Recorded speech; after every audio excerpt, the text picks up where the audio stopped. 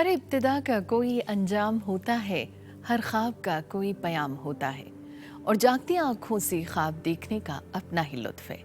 लेकिन ख्वाब जब हकीकत की शक्ल इख्तियार कर लें तो प्रोग्राम सिलसिला आपका हमराही बन ले जाता है आपको बहुत ही खूबसूरत महफ़िलों में। आज के इस सफ़र में मैं हूँ आपके साथ समीना। नमस्कार, आदाब। आइए सबसे पहले नज़र डालते हैं आज के हसीन सफ़र पर।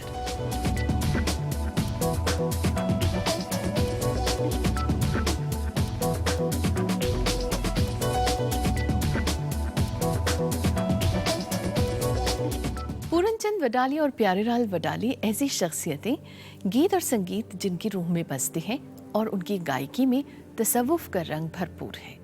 ऐसी ही एक शाम की झलक आइए आपको भी दिखाते हैं। आज की बात फिर नहीं होगी,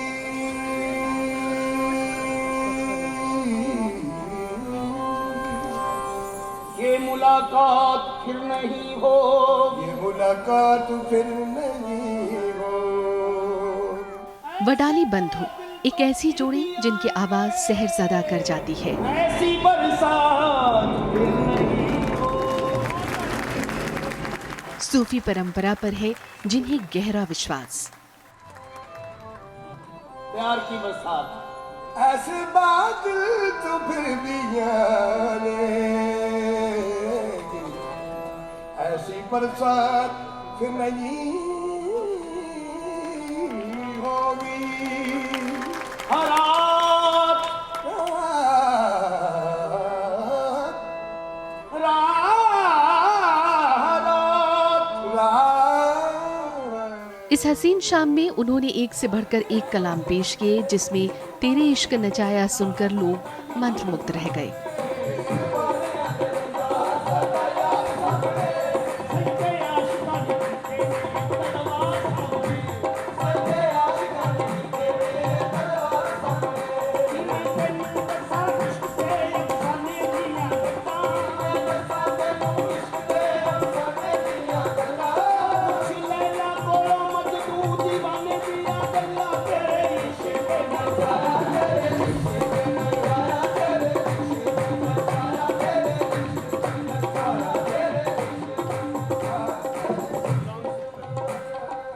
खालिस देसी अंदाज में सजी शाम और वडाली ब्रदर्स की आवाज की रेंज उस माहौल में ले जाती है जहां आप होते हैं और उनके सुरों का जादू।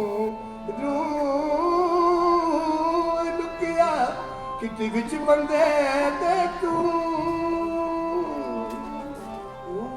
आपे बोले आप बुलावे, आप बुलावे, आपे बोले आप बुलावे, आप करे हूँ, आपे बोले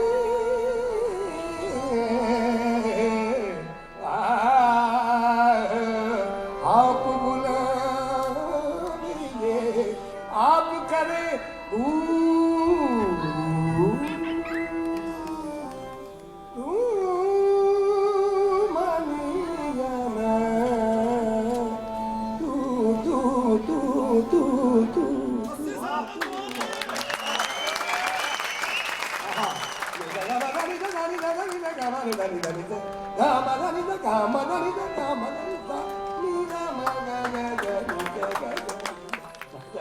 और थोड़ी देर के लिए एक ऐसे माहौल में आप चले जाते हैं जहां सिर्फ सुकून है, रूहानी माहौल है। एक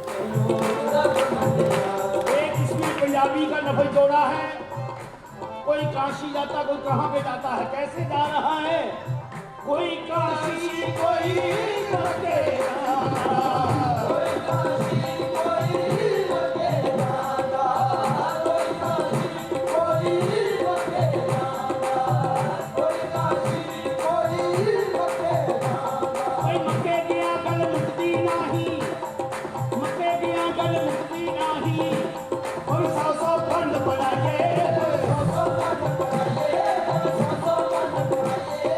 गया गया गल मुक्ति नहीं, मैं गया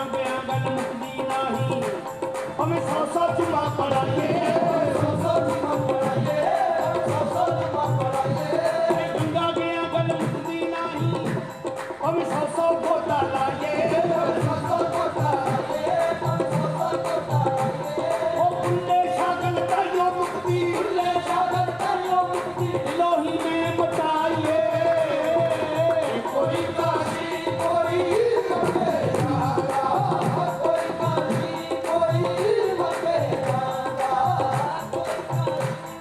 कोई काशी को मक्के जांदा, भाई मक्के जाके जेकर मुक्के लखा हाजी जाते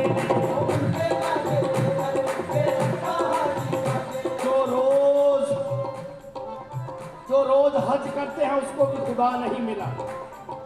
एक जगह शहर में बताया है, मुसलमान कह रहे हैं खुदा काबे में, सिख कह रहे हैं कि जो रब है वो गुरुद्वारे में, हिंदू कह रहे हैं कि मंदिर में है, ईसाई कह रहे हैं गिरजे में है। तो एक शायर ने पंजाबी में लिखा, जिथे दसदा है उथे वसदा ही नहीं, यार दीवाने एक दरवाले, ओ दूर दूर तो बच जाते ने, कोई काशी कोई लगे जाता, कोई काशी कोई लगे जाता, कोई घुमर चीता पकेगा, कोई घुमर चीता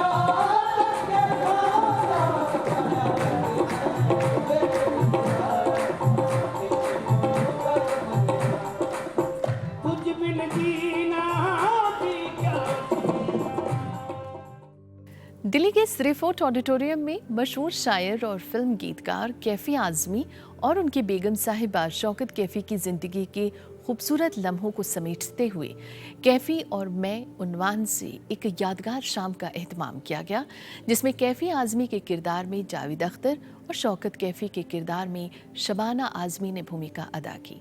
इस खास मौके पर युवा गायक जसविंदर सिंह ने कैफी को याद करते हुए उनके कलाम भी पेश किए।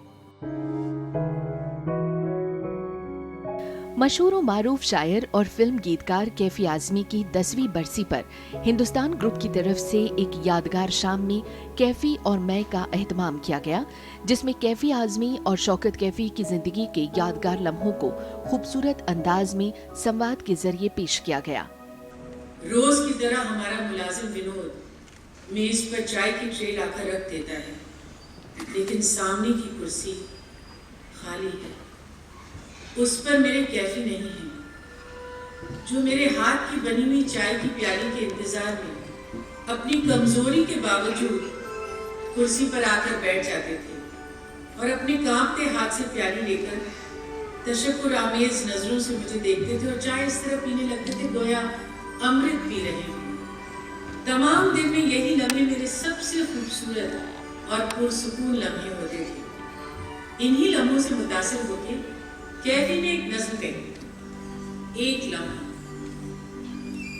जिंदगी नाम है कुछ लम्हों का, और उनमें भी वही एक लम्हा जिसमें दो बोलती आंखें चाय की प्याली से जब उठें तो दिल में डूबे, डूब के दिल में कहें आज तुम कुछ न कहो, आज मैं कुछ न कहूँ, बस यूं ही बैठे रहो हाथ में हाथ लिए, गम की सौगात लिए, गर्मीए जज्बात लिए, कौन जाने कि इस यादगार और दिलकश शाम में जहां एक तरफ शबाना आज़मी ने अपनी मां शौकत कैफी को याद करते हुए एक बेहतरीन पेशकश दी, वहीं जावेद अख्तर का किरदार एक बार फिर से कैफी आज़मी की पूरी जिंदगी और उनके एहसास की याद को ताज़ा करा देता है। एक छोटे से गांव में मिजवा में पैदा हुआ।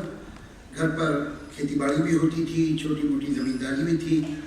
बुजुर्गों से मैंने सुना है कि जब ईस्ट इंडिया कंपनी को हिंदुस्तान में अपने कारखानों के लिए नील यानी इंडिगो की जरूरत थी, उसके लिए हिंदुस्तान के कुछ इलाकों में नील की खेती शुरू करवाई गई, तो हमारे गांव में भी नील के बीज आए और अफसरों की ज़बानी पैगाम भी आया कि जौ गेहूं बेना छोड़ो, नील की खेती शुरू करो, तो कंपनी बहादुर तुमको मालामाल कर देगी।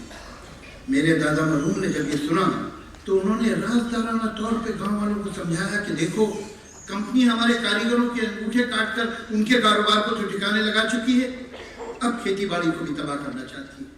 इसलिए चुपके चुपके इन बीजों को बोने से पहले भून डालो। भुने हुए बीज उग नहीं सकेंगे, और जब वो उगेंगे नहीं तो कंपनी समझेगी कि इस गांव की जमीन नील की खेती के लिए मुनासिब नहीं और हमको इस मुसीबत से निजात मिल जाएगी। दादा मरहूम ने खुद यही किया और उनके मशवरे पर कुछ और लोगों ने भी ऐसा ही किया। जब नील के बीज नहीं उगे तो कंपनी ये समझने पे मजबूर हो गई कि इस गांव की जमीन अच्छी नहीं है। लेकिन कुछ दिनों में ये बात सबको मालूम हो गई कि किसानों ने नील के बीज मीर अता हुसैन के कहने पर ढूंढ डाले थे। दादा मरहूम पर मुकदमा चला, जायदाद जब्त हुई, लेकिन उसके बाद कंपनी ने हमारे गांव के लोगों को नील बोने पर मजबूर नहीं किया। दादा मरहूम ने कंपनी के खिलाफ नफरत का जो बीज नील के खेतों में बोया था, वो एक दिन मेरे सीने में फूटा, फला और फूला। मुशायरा खत्म हुआ तो लोगों का हुजूम कैफी आजमी, सरदार जाफरी और मजनू सुल्तानपुरी की तरफ ऑटोग्राफ बुक लेकर लगता।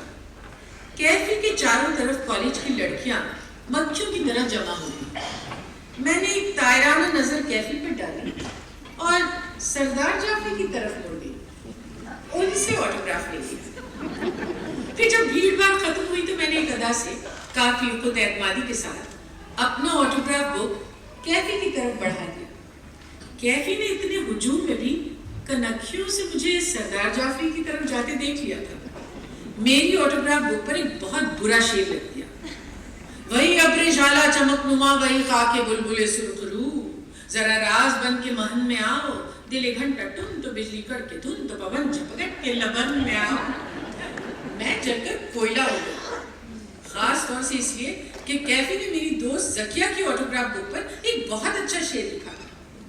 जब हम वापस आ रहे थे तो घर की सीढ़ियां चढ़ते हुए मैं कैफी के साथ चलने लगी। मैंने नाराजगी से पूछा, आपने इतना खराब शेर मेरी ऑटोग्राफ बुक पर क्यों लिखा? तो कैफी शरारत से मुस्कुराया और कहा, आपने पहले जाफरी साहब से ऑटोग्राफ क्यों लिया? शायरी तो एक तरह से मुझे विरसे में मिली थी। मेरे वालिद बाकायदा शायर तो नहीं थे, लेकिन उनका शायरी का दौर बहुत बुलंद था। घर में उर्दू फारसी के दीवान बड़ी तादाद में थे। भाई साहबान जब छुट्टियों में लखनऊ से आते तो घर पे अक्सर शेरी महफिलें होती थी। लेकिन मैं जब भाइयों के शेर सुनने के लिए खड़ा हो जाता है, कहीं चुपचाप बैठ जाता, तो फौरन किसी बुजुर्ग की डांट पड़ती, तुम यहाँ क्यों बैठे हो, तुम्हारी समझ में क्या आएगा, अंदर जाओ और पान बनवा के। मैं जमीन पे पाँव पटकता, तकरीबन रोता हुआ घर में बाजी के पास जाता कि देखिए मेरे साथ ये हुआ, मैं एक दिन सबसे बड़ा शायर बन के दिखा दूंगा। बाजी मुस्कुरा के कहती, क्यों नहीं, तुम जरूर कभी बहुत बड़े शायर बनोगे, अभी तो ये पान ले जाओ और बाहर ले जाओ। प्यार का राज सुन, मैंने एक फूल जो सीने। इस खास मौके पर युवा गायक जसविंदर सिंह ने कैफी आजमी को याद करते हुए खूबसूरत कलाम पेश किए। तुम्हें दिल से लगा रखा था जुदा सबसे मेरे इश्क का अंदाज सुनो, मेरी आवाज़ सुनो, मेरी आवाज़ सुनो।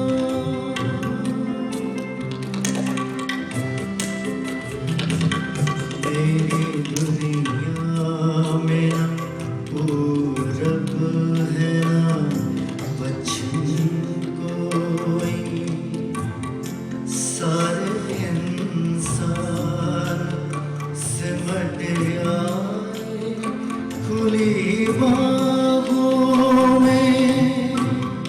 कल भटकता था मैं जिन राहों पे, तन्हा तन्हा काफिले कितने मिले आज उन्हीं राहों में, और सब निकले मेरे हमदमों हमराह सुनो, मेरी आवाज़ सुनो, मेरी आवाज़ सुनो।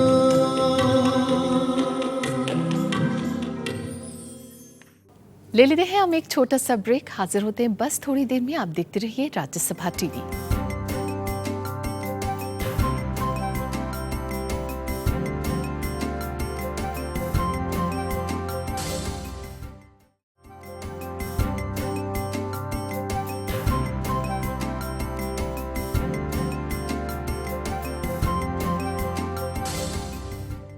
अब ब्रेक के बाद हम एक बार फिर हाजिर हैं। आप देख रहे हैं प्रोग्राम सिलसिला।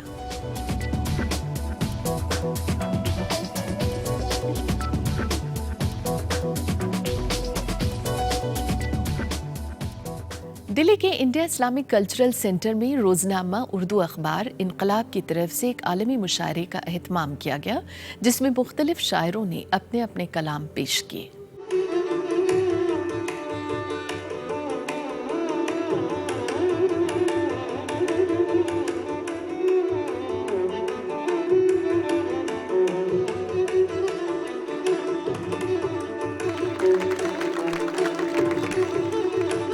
उर्दू मुहिम के तहत रोजनामा उर्दू अखबार इनकलाब की जानिब से आलमी मुशायरे का एहतमाम किया गया, जो अदब और तहजीब का आईना बनकर कुछ वक्त के लिए ही सही दिल को सुकून की तरफ ले जाता है। जंग आज़ादी की ये उर्दू ज़बां पहचान है, मीरो गालिब की इसी तोते के अंदर जान है। भाई खून से अपने शहीदों ने लिखा था कल जिसे, खून से अपने शहीदों ने लिखा था कल जिसे, आज भी उर्दू में वो लिखा हुआ फरमान है। उर्दू अखबारात को कैसे मिलेंगे इश्तिहार, ये तो आज़ादी से अब तक है तासुब का शिकार। ये तो आज़ादी से अब तक है तासुब का शिकार। सिर्फ कहने के लिए उर्दू है सरकारी ज़बां, सिर्फ कहने के लिए उर्दू है सरकारी ज़बां, वरना खामा खूं टका है उंगलियां इसकी फिगार। धूप कब की ढल चुकी, कब की शाम हो गई, रास्ता कटा नहीं उम्र तमाम हो गई। धूप कब की ढल चुकी, कब की शाम हो गई, रास्ता कटा नहीं उम्र तमाम हो गई। वो हम सफर हुआ तो था मगर जुदा थी मंजिलें, वो हम सफर हुआ तो था मगर जुदा थी मंजिलें, जहां से उसकी सुबह थी हमारी शाम हो गई। वो हम सफर हुआ तो था मगर जुदा थी मंजिलें, जहां से उसकी सुबह थी हमारी शाम हो गई। और हासिले कुन के उस तरफ इश्क से इश्क जब मिला, हासिले कुन के उस तरफ इश्क से इश्क जब मिला, राज की जो बात थी वो बात आम हो गई। वो काली कमली लिए जब निकलने लगता है, वो काली कमली लिए जब निकलने लगता है, तो साथ अब्र का टुकड़ा भी चलने लगता है। वो काली कमली लिए जब निकलने लगता है, तो साथ अब्र का टुकड़ा भी चलने लगता है। ये उसके पाँव के नीचे की खाक कैसी है, ये उसके पाँव के नीचे की खाक कैसी है, जिसे जमाना जबीनों पे मलने लगता है। ये उसके पाँव के नीचे की खाक कैसी है, जिसे जमाना जबीनों पे मलने लगता है। और 1000 बरसों से कहता है बस यही जमजम, 1000 बरसों से कहता है बस यही जमजम, खुदा के इश्क में पत्थर पिघलने लगता है। इस आलमी मुशायरे में कई जाने माने शायरों ने अपना कलाम पेश किया, जिसमें कई दीगर मुल्कों के शायरों ने भी हिस्सा लिया, जो एक यादगार लम्हा था। वो परिंदे जिन्हें मंजिल की लगन होती है, वो परिंदे जिन्हें मंजिल की लगन होती है, वो परिंदे जिन्हें मंजिल की लगन होती है, एक परवाज मुसलसल ही है पहचान उनकी, एक परवाज मुसलसल है, एक परवाज मुसलसल ही है पहचान उनकी। बंद रहते हैं जो अल्फाज किताबों में सदा, बंद रहते हैं जो अल्फाज किताबों में सदा, बंद रहते हैं जो अल्फाज किताबों में सदा, गर्दिशे वक्त मिटा देती है पहचान उनकी। क्या बात है। दिल पे रख लीजिए तो कितना बोझ है, कितना बोझ है क्या कि एक पहली नजर का बोझ है। वाह वाह वाह वाह वाह दिल पे वाह। रख लीजिए तो कितना तो बोझ है। कितना बोझ है। क्या कि एक पहली नजर का बोझ है और सारा मंजर भारी भारी हो गया। सारा मंजर भारी भारी हो गया। भारी भारी हो गया।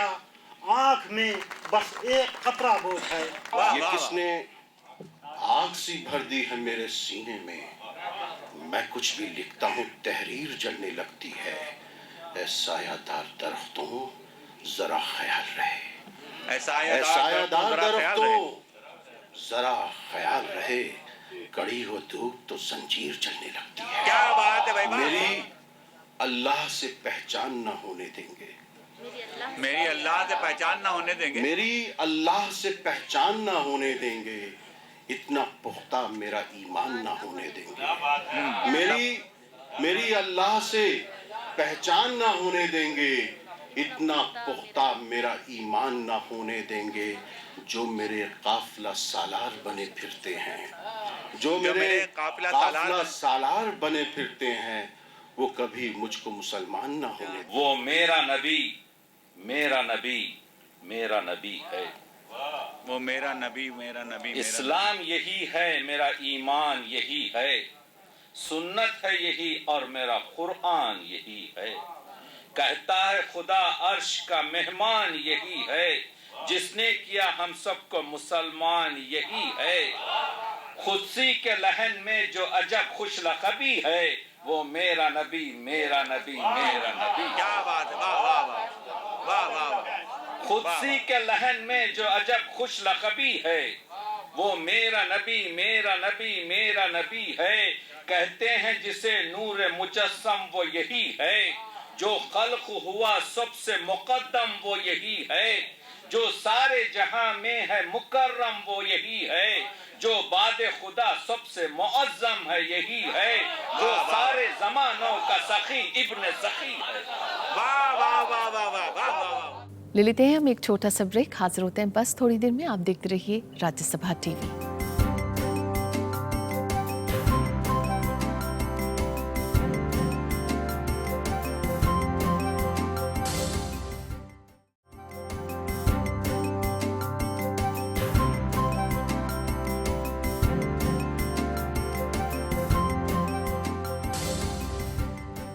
अब ब्रेक के बाद हम एक बार फिर हाजिर हैं। आप देख रहे हैं प्रोग्राम सिलसिला।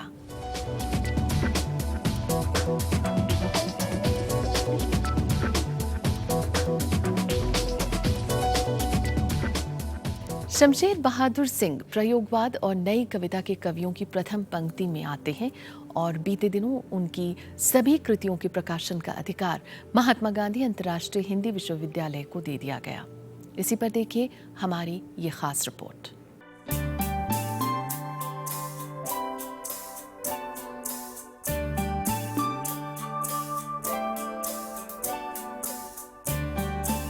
विख्यात कवि शमशेर बहादुर सिंह की 19वीं पुण्यतिथि पर उनकी संपूर्ण पांडुलिपियां, उनके द्वारा बनाई गई पेंटिंग्स और निजी उपयोग के सामान डॉक्टर रंजना अरगड़े द्वारा महात्मा गांधी अंतर्राष्ट्रीय हिंदी विश्वविद्यालय के कुलपति श्री विभूति नारायण राय को सौंप दिए गए।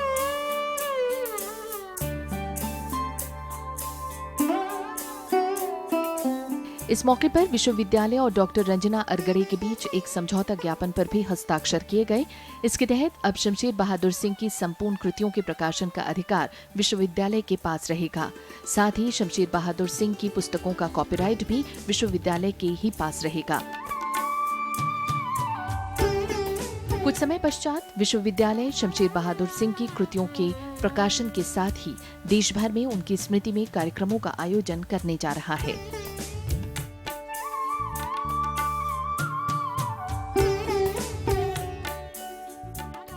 बीते दिनों दिल्ली में ट्रेजर्स ऑफ नॉर्थ ईस्ट का आयोजन किया गया, जिसमें यहाँ के कारीगरों की कला को बड़े ही सलीके से पेश किया गया। आइए आपको दिखाते हैं यहाँ की झलक।